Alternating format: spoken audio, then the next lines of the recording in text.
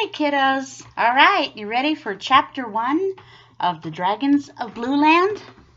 Let's go ahead and go. Chapter 1 is called The Hiding Place. Over the harbor, past the lighthouse, away from Nevergreen City, flew the happy baby dragon. I'm on my way home to the great high mountains of Blue Land, he shouted to the evening skies. At last, I'm off to find my 6 sisters and 7 brothers and my dear gigantic mother and father. He sped northward over the coast of Popsicornia. He flew all night through the dark, scudding clouds toward Awful Desert, which surrounded the mountains of Blue Land. I must be careful, he thought to himself, that nobody sees me on my way. But I'll have to stop and rest somewhere. Where can I hide? I've grown as big as a buffalo, and my blue and yellow stripes and gold-colored wings will certainly attract attention. The darkness faded into morning, and looking down, he saw green meadows, fields of corn and potatoes, a road wandering past barns and houses, and a brook zigzagging back and forth across the road. Perhaps I can find a bridge to hide under, thought the dragon, but I'll have to hurry. Soon the farmers will be up. Okay, before I keep going, remember, have your map handy, and you can get a sense of where the dragon is flying. So he took off. He was here on the wharf, and he went flying during the dark, and they described some of the places he went past, like the road near the farms. Anyway, the next important thing you're going to hear about is this culvert. You'll hear what it is in just a moment. He swooped and coasted down to a place where the road crossed the brook.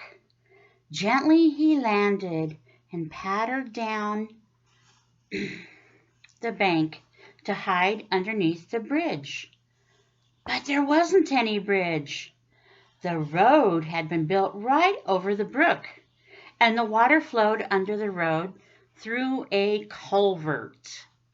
C-U-L-V-E-R-T, kiddos. A long, round tunnel. And the culvert was too small for a dragon to hide in. Uh-oh. I'll try another crossing, he said to himself. Scrambling up the bank and galloping down the road as fast as he could to the next crossing. But here, too, a very small culvert carried the water under the road. Oh dear, he muttered as he galloped on farther between a yellow farmhouse and a big yellow barn. Just as he was passing, he heard a rooster scream and a window slammed shut in the house. Where shall I hide? Where shall I hide? He panted. He's tired and he needs rest. And then he came to a third crossing. He tumbled down the bank and found another culvert, but a bigger culvert, big enough for a baby dragon to hide in. He crawled inside, wading through the shallow water that cooled his hot, sandy feet.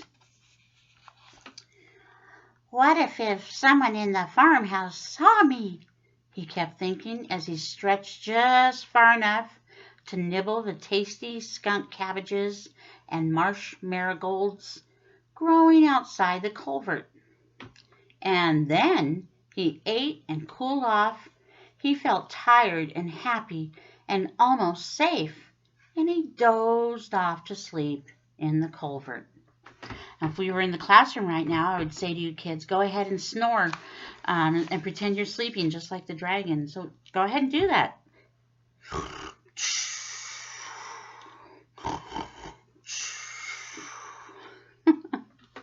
All right, let's keep going. Oh, goodness sakes. So that chapter is already over. We're on chapter 2. So I'm going to stop this video, kiddos, and go on to a new video with chapter 2. Oh, by the way, chapter 2 is called Mr. and Mrs. Wagon Wheel.